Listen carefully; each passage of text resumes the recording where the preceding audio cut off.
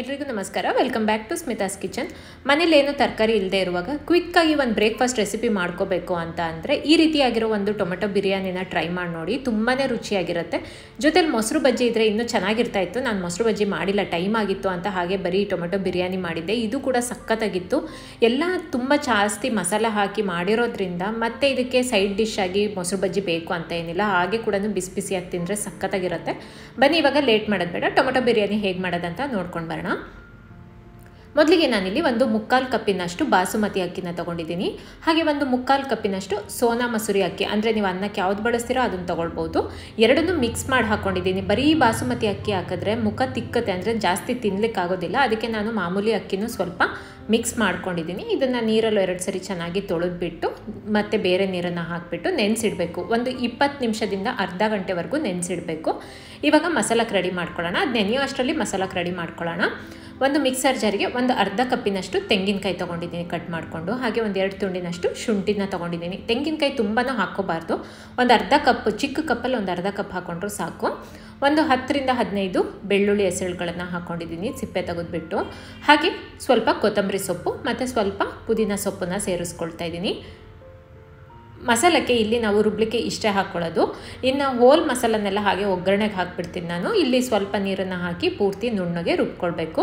ಆದಷ್ಟು ನುಣ್ಣಗೆ ರುಬ್ಕೊಳ್ಳಿ.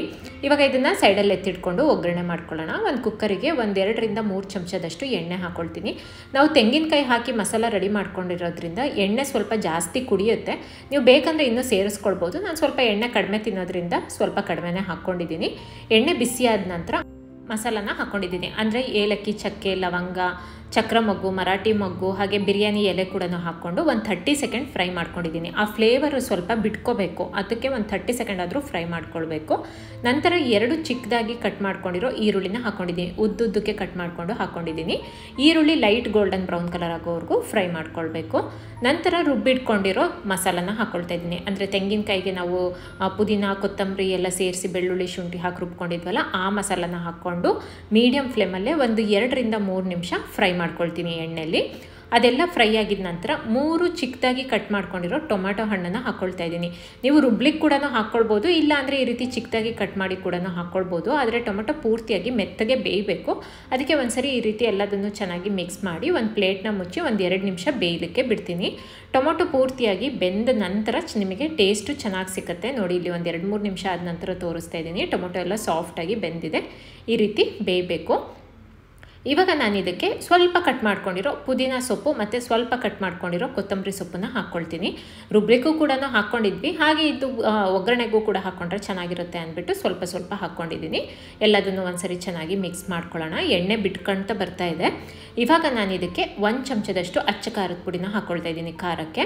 ಹಾಗೆ ಒಂದು 1/4 ಚಮಚದಷ್ಟು ಅರಿಶಿನದ ಪುಡಿ, 1 ಚಮಚ ಕೊತ್ತಂಬರಿ ಪುಡಿ, ಹಾಗೆ 1 ಚಮಚದಷ್ಟು ಬಿರಿಯಾನಿ ಪೌಡರ್ನ ಹಾಕ್ಕೊಳ್ತಾ ಇದ್ದೀನಿ. ಬಿರಿಯಾನಿ ಪೌಡರ್ ಆಪ್ಷನಲ್ಲೂ ಇದ್ರೆ ಹಾಕ್ಕೊಳ್ಳಿ, ಇಲ್ಲ ಅಂದರೆ ಬರೀ ಖಾರದ ಪುಡಿ, ಕೊತ್ತಂಬರಿ ಪುಡಿ ಕೂಡ ಹಾಕ್ಕೊಳ್ಬೋದು. ಈ ಖಾರದೆಲ್ಲ ಹಸಿ ಸ್ಮೆಲ್ ಹೋಗೋವರೆಗೂ ಒಂದು 3ರಿಂದ 4 ನಿಮಿಷ ಮೀಡಿಯಂ ಫ್ಲೇಮಲ್ಲಿ ಇಟ್ಕೊಂಡು ಚೆನ್ನಾಗಿ ಫ್ರೈ ಮಾಡ್ಕೊತೀನಿ. ಅದೆಲ್ಲ ಫ್ರೈ ಆಗಿದ ನಂತರ, ಅಂದರೆ ಸುತ್ತ ಎಣ್ಣೆ ಬಿಡಬೇಕು, ಅಲ್ಲಿವರೆಗೂ ಫ್ರೈ ಮಾಡ್ಕೊಳ್ಬೇಕು, ಆ ಮಸಾಲದೆಲ್ಲ ಹಸಿ ಸ್ಮೆಲ್ ಹೋಗೋವರೆಗೂ. ನಂತರ ನಾನಿಲ್ಲಿ ಒಂದು ಅರ್ಧ ಕಪ್ಪಿನಷ್ಟು ಅವರೆಕಾಳು, ಹಾಗೆ ರುಚಿಗೆ ತಕ್ಕಷ್ಟು ಉಪ್ಪನ್ನು ಹಾಕ್ಕೊಂಡಿದ್ದೀನಿ. ಅವರೆಕಾಳು ಇದ್ದರೆ ಅವರೆಕಾಳು ಹಾಕ್ಕೊಳ್ಳಿ, ಇಲ್ಲ ಅಂದರೆ ಬಟಾಣಿ ಇದ್ದರೆ ಅದನ್ನು ಕೂಡ ಹಾಕ್ಕೊಳ್ಬೋದು. ಇಲ್ಲ ಕಾಳೆ ನಿಮಗೆ ಆಪ್ಷನಲ್ಲೂ ಇದ್ರೆ ಹಾಕ್ಕೊಳ್ಳಿ, ಇಲ್ಲ ಅಂದರೆ ಕಾಳನ್ನು ಸ್ಕಿಪ್ ಮಾಡ್ಕೊಳ್ಬೋದು. ಇವಾಗ ನಾನು ಇದಕ್ಕೆ ನೀರನ್ನು ಸೇರಿಸ್ಕೊಳ್ತಿದ್ದೀನಿ. ನಾನಿಲ್ಲಿ 2.5 ಲೋಟದಷ್ಟು ನೀರನ್ನು ಹಾಕ್ಕೊಳ್ತಾ ಇದ್ದೀನಿ. 1.5 ಕಪ್ಪಿನಷ್ಟು ಅಕ್ಕಿನ ತೊಗೊಂಡಿದ್ದೀನಿ. ನೆನೆಸಿಟ್ಟಿರೋದ್ರಿಂದ ಒಂದು ಅರ್ಧ ಲೋಟದಷ್ಟು ಕಡಿಮೆ ನೀರನ್ನು ಸೇರಿಸ್ಕೊಳ್ತಾ ಇದ್ದೀನಿ. ಬೇಗ ಬೆಂದೋಗ್ಬಿಡುತ್ತೆ ಅಕ್ಕಿ ನೆನೆಸಿರೋದ್ರಿಂದ, ಅದಕ್ಕೋಸ್ಕರ. ಹಾಗೆ 2 ಚಮಚದಷ್ಟು ತುಪ್ಪನ ಹಾಕ್ಕೊಳ್ತಾ ಇದ್ದೀನಿ. ಇವಾಗ ಎಲ್ಲದನ್ನು ಒಂದ್ಸರಿ ಚೆನ್ನಾಗಿ ಮಿಕ್ಸ್ ಮಾಡ್ಕೊಳ್ಳೋಣ. ಈ ರೀತಿ ಲಾಸ್ಟಲ್ಲಿ ತುಪ್ಪ ಹಾಕ್ಕೊಳ್ಳೋದ್ರಿಂದ ನಿಮಗೆ ಆ ರೈಸು ಶೈನಿಂಗ್ ಬರುತ್ತೆ, ಚೆನ್ನಾಗಿ ಅನಿಸುತ್ತೆ. ಅದಕ್ಕೋಸ್ಕರ ನಾನು ಲಾಸ್ಟಲ್ಲೇ ಹಾಕ್ಕೊಂಡಿದ್ದೀನಿ. ಒಗ್ಗರಣೆ ಕೂಡ ಹಾಕ್ಕೊಳ್ಬೋದು. ಇವಾಗ ನಾನು ಇದಕ್ಕೆ ನೆನೆಸಿಟ್ಟಿರೋ ಅಂಥ ಅಕ್ಕಿನ ಹಾಕ್ಕೊಳ್ತಾ ಇದ್ದೀನಿ. ಬಿಸಿನೀರು, ಅಂದರೆ ನೀರು ಸ್ವಲ್ಪ ಬಿಸಿ ಆಗಬೇಕು, ಆವಾಗ ನೀವು ಅಕ್ಕಿನ ಹಾಕ್ಕೊಳ್ಬೇಕು. ಒಂದು ಕುದಿ ನೀರು ಬಂದ ಮೇಲೆ ಅಕ್ಕಿನ ಹಾಕ್ಕೊಂಡು ಒಂದ್ಸರಿ ಎಲ್ಲದನ್ನು ಮಿಕ್ಸ್ ಮಾಡಿ ಕುಕ್ಕರ್ ಲಿಡ್ನ ಕ್ಲೋಸ್ ಮಾಡಿ 2 ವಿಸಲ್ ಕೂಗಿಸ್ಕೊಳ್ತೀನಿ. 2 ವಿಸಲ್ ಆಗೋಷ್ಟರಲ್ಲಿ ನೀವು ಬೇಕಿದ್ರೆ ಸ್ವಲ್ಪ ಮೊಸರು ಬಜ್ಜಿ ಏನಾದರೂ ಬೇಕಿದ್ರೆ ಮಾಡ್ಕೊಳ್ಬೋದು. ನಾನೇನು ಮಾಡಲಿಲ್ಲ. 2 ವಿಸಲ್ ಆದ ನಂತರ ತೋರಿಸ್ತಾ ಇದ್ದೀನಿ ನೋಡಿ. ತುಂಬ ಚೆನ್ನಾಗಿ ನಮಗೆ ಟೊಮೆಟೊ ಬಿರಿಯಾನಿ ರೆಡಿಯಾಗಿದೆ. ಒಂದ್ಸರಿ ಈ ರೀತಿ ಮೇಲೆ ಕೆಳಗೆ ಲೈಟಾಗಿ ಮಿಕ್ಸ್ ಮಾಡಿಕೊಂಡ್ರೆ ಟೇಸ್ಟಿಯಾಗಿರೋ ಪಟಾಪಟ್ ಅಂತ ರೆಡಿ ಆಗೋ ಅಂತ ಟೊಮೆಟೊ ಬಿರಿಯಾನಿ ನಿಮಗೆ ರೆಡಿ ಆಗುತ್ತೆ. ನಾನು ಇದನ್ನು ಪ್ಲೇಟಿಗೆ ಹಾಕಿಬಿಟ್ಟು ತೋರಿಸ್ತಾ ಇದ್ದೀನಿ ನೋಡಿ. ಬಿಸಿ ಬಿಸಿ ಇರುವಾಗ ತಿಂದರೆ ಅಂತೂ ತುಂಬಾ ಚೆನ್ನಾಗಿರುತ್ತೆ. ನನಗೆ ಯೂಶಲಿ ಪಲಾವು ಬಿರಿಯಾನಿ ಎಲ್ಲ ಬಿಸಿ ಬಿಸಿದೇ ತಿನ್ನಬೇಕು.